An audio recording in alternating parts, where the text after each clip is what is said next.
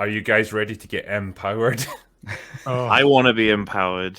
Let's do You've it. not seen this. You've not seen this video, have you, All, Mauler? all I know is that there's some like all-girl poster or something. I was like, oh great, they trying this again. Didn't this fail miserably at Endgame? It's like the most like humiliated scene in all of the MCU when they all team up.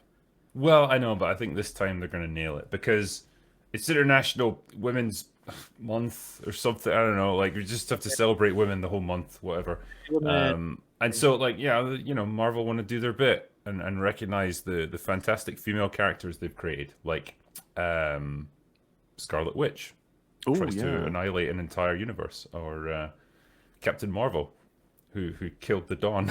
Dude, come on. She was doing it for her fake kids. Come on.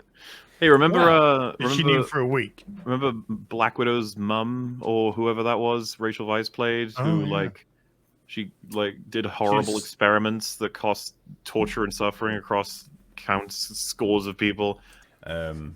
But we're hopefully going to learn a few things from this trailer, because this is actually the trailer for a 4-part series, which I'm sure you guys can't wait to watch on Disney Plus. You can apparently stream it right now. It's not animated. I actually watched a little bit of one episode before I hopped on here. So what it is it's basically like a docu-series that's female empowerment, and they're breaking down the evolution of the character from the comic book into the movie realm. And I watched a little bit of the Captain Marvel one, and what they decided to do was talk about how they made her a much more relatable independent fighter pilot, because everyone's a fighter pilot. And I just I found it really interesting that they decided to like market a character that's all about they said it's all about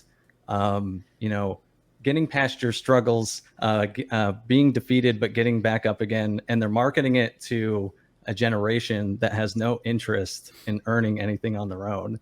It's victimhood status that's much more they like the aesthetic, though. They do like the aesthetic. And so they'll grab that up and install it on their phone. Like, I'm a person who works hard. What I can do is play this lovely trailer that they put together, and we can stop it occasionally so we don't get copyright struck and discuss. But mostly so we don't get copyright struck. Are you ready, gentlemen? Prepare yourselves. Let's see. All right, here we go. We've never seen a world like this populated. Seriously? I just want you to stop. I just want it all. Well, there is a problem. Putting the three ladies we just saw, one of them is not like the others. Like, did we forget who this one is? Like, yeah. Again, it's like, you know, she's a genocidal lunatic who will happily destroy entire civilizations, but it's fine because it's empowering. I like how you say civilizations. You downplaying it, okay? Downplaying it when you say civilizations. Like, gotta go up. She's and remember, she had good reasons. So. Okay, well, you're gonna get more of that soon, Muller. You're gonna love this. Trust me. Here we go. With so many different faces and colors, it's a beautiful thing to see. Because I want to add, by the way, we never had different people of different ethnicities and genders in movies until Marvel. Never. So. Well, it is. Don't you think it's really weird that immediately after saying different colors, they show like a big postery thing with Gamora? Gamora. Like, are you proud of yourself for having a green person? Like, okay, fine. First original green person of color.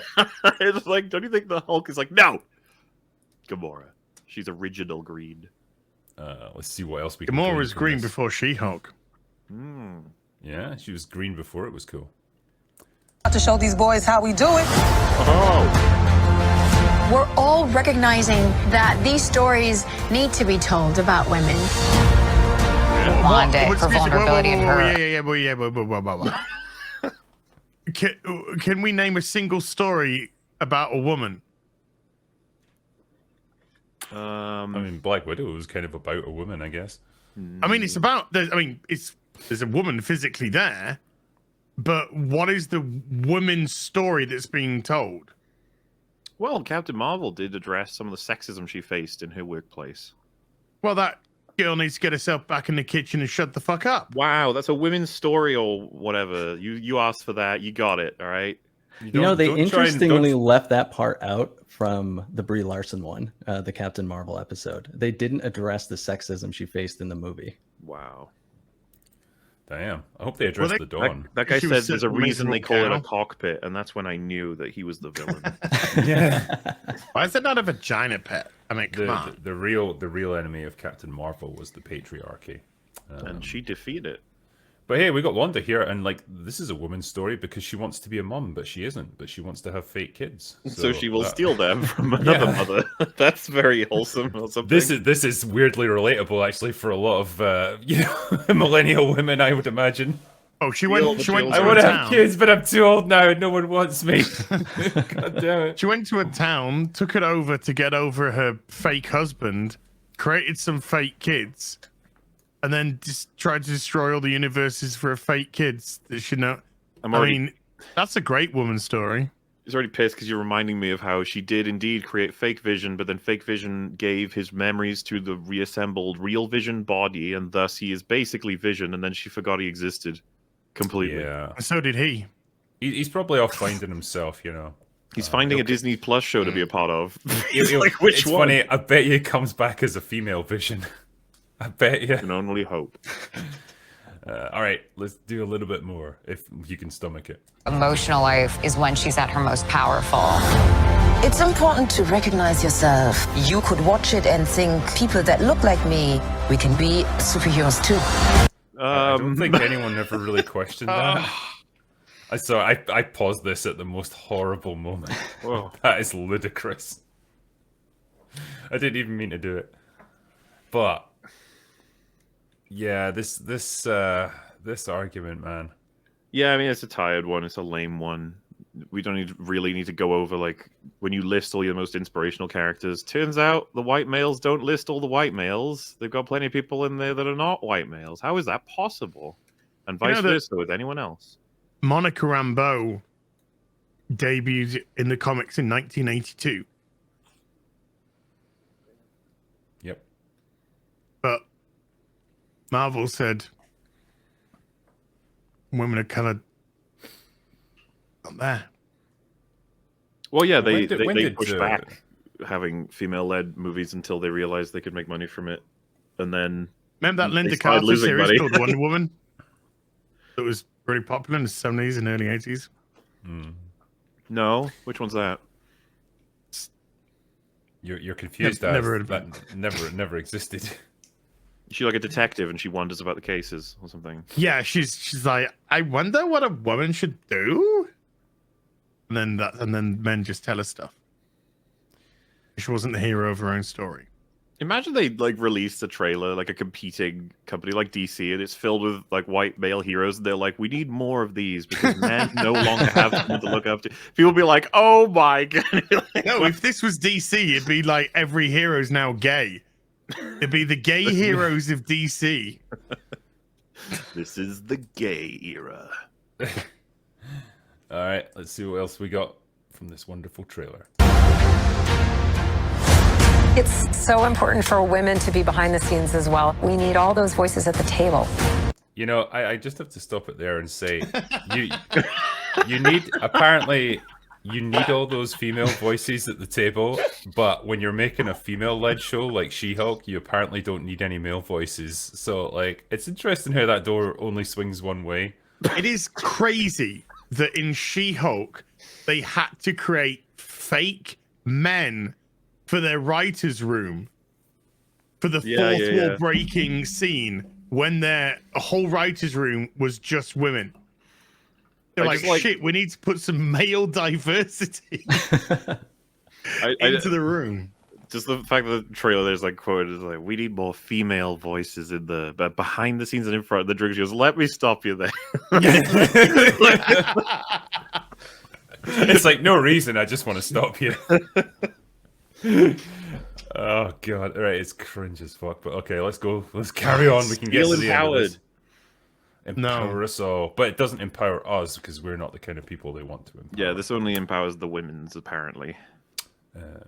I learned when you are tested, you're stronger, taller, bigger than you thought.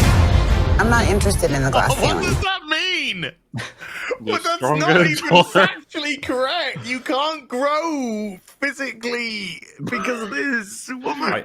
I have to ask as well, like, in what way was Captain Marvel ever tested in her movie? She In what way literally was she got- challenged? She went from God mode to God mode, hyper God mode. Like, and how did she do it? She just did. She was in that stupid trap room, and then she just went like, you know what? I'm more powerful than I even thought I was. It's like, okay, off you go, love. That's it. And that's why that episode was so interesting too, because she really didn't face any adversity once she became Captain Marvel. The only time she did was during boot camp and stuff when she faced the sexism, which they skip over in the episode. Yeah, I like mean, that's literally just a flashback as well in the movie that lasts 4 Right. seconds, and it doesn't really give you anything to like her struggle. It's just It's part of what I find fascinating Free about Captain Marvel. comf.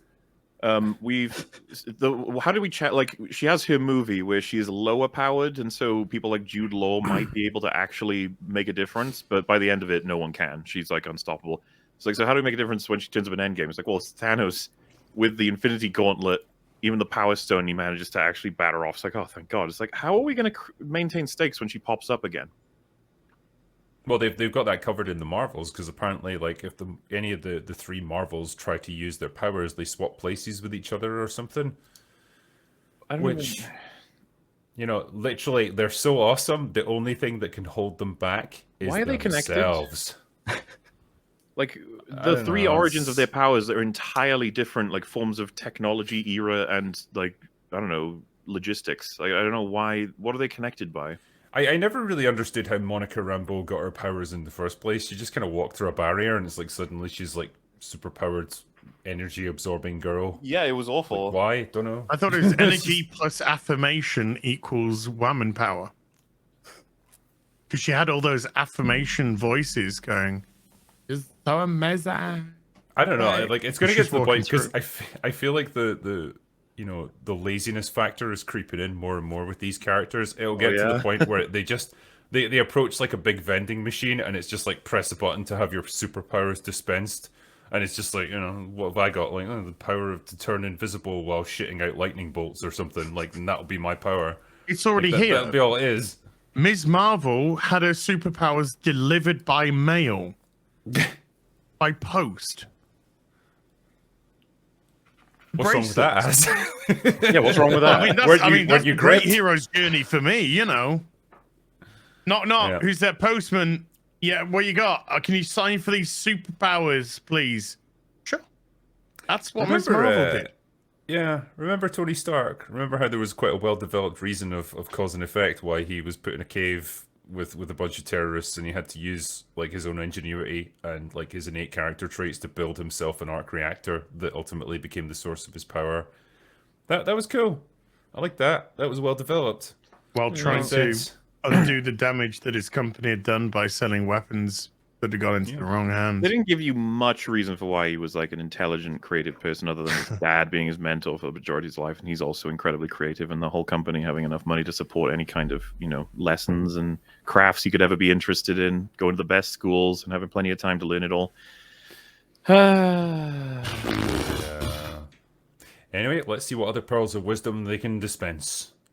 I'm interested in the brick wall because if I take down the brick wall, then we can redesign the building. And that's the only way to go forward. Wait, What? what the If we fuck did I destroy just the hear? building, we can redesign it. You heard bullshit.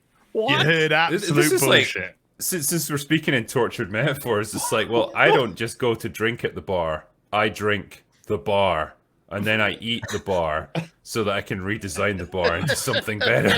It's just like, Into a restaurant. You know, people say practice makes perfect, but I think we should just make perfect. You're like, okay, like, what is this? Right. What? You're not allowed. What is to... this bullshit? This is what happens when you put idiots in charge of like multi-million-dollar productions. What's the wall?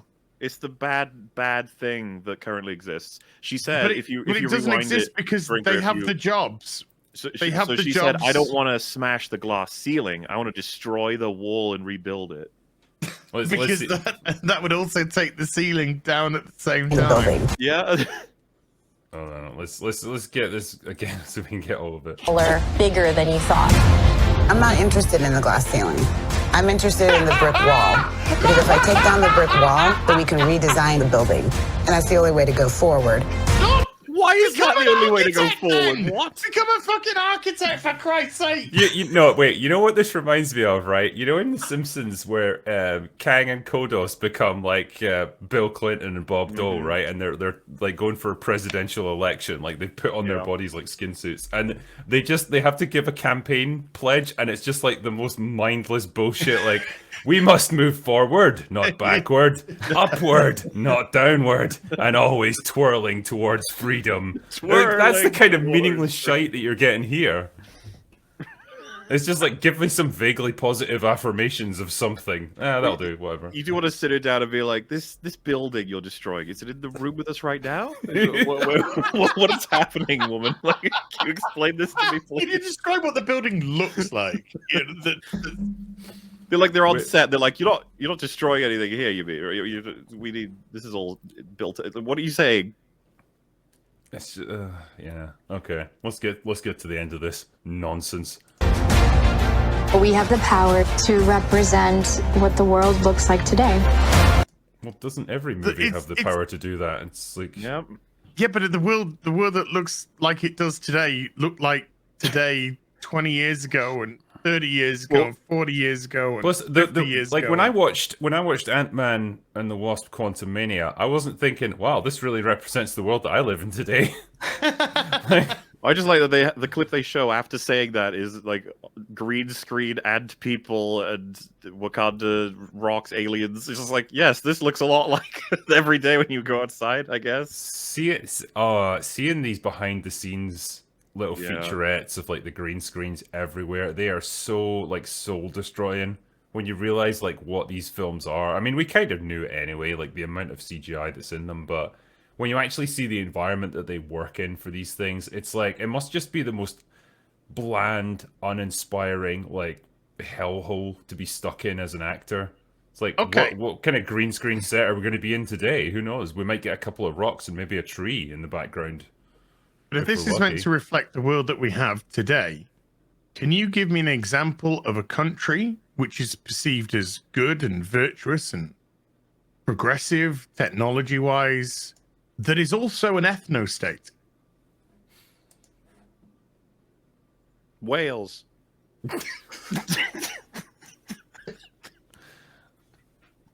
Because I know you one just have that like a shield around Wales, like no one can get in. I know one that exists in their world. Just saying. All right.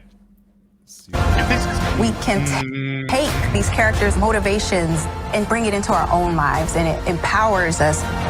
I wouldn't take Wanda's motivation and bring that into my life if I were you. They'll never understand what you lost. This is the scary. Most of these people are not good people. Like No. you shouldn't really be emulating them. I'm going to take Thanos' motivation into my own life. I'm going to kill half the people I meet. You know, like watching some of the episode, it's clearly the audience that they want is little girls to be watching this. And I'm just like, okay, what is your objective here? Like, is it to build your next generation audience with this kind of stuff? Like, it's going to lose money now, objectively be bad, but later on it's going to pay dividends. Because it reminded me of like when the Peter Pan trailer came out last week. Like, Hook is an objectively bad movie to a lot of people. They could argue that point, but I'm nostalgic for it and love it. And I'm like, is this their long-term plan? Well, I think there's probably something to that where it's like, if you get a generation of people who have never known anything but this garbage that we see before us, like that's their standard of measure. They won't remember the films of previous decades because they'll never really have seen them. They'll have been indoctrinated into this, and that's terrifying to think of. Yeah. Like maybe they'll be sitting here one day like 30, 40 years from now going like, oh, you know, I remember when we had the joys of Marvel Phase 5, you know, like that was classic movie making back then. Like now films are shit, you know. And that's what's so interesting about the Captain Marvel message that they're pushing. It's like, if it's supposed to be empowering, and it's like, okay, go earn, go earn something, go make something of yourself, but all at the same time, society's pushing on this generation that victimhood's the way to go. It's so conflicting. Maybe that's why everything's just shit, and no one's going to see these anymore. Yeah. But if this is their target audience, I'm afraid that this is a minuscule audience. Right. This is not an audience that's going to be able to sustain your franchise. Right. And that's what I mean by like the long-term thing. Like it's going to pay dividends 20, 30 years from now, like with the nostalgia factor when they remake Captain Marvel. I think in 30 years' time, a lot of this is going to be forgotten. That's true. I mean, we really hope so. Because, I mean, Kevin Feige's talking there about like, well, I see that there's like 80 years of comic book stories there that we could do. I just thought, oh my God, this horrifying reality that 80 years from now, there could be still Marvel movies getting made. Please, no. And that's to say that every story in comic books is on an even keel of quality, because I've read comic books my entire life, and a lot of them are absolutely horrible, and I'd never want them adapted into anything. Yeah, no, I agree.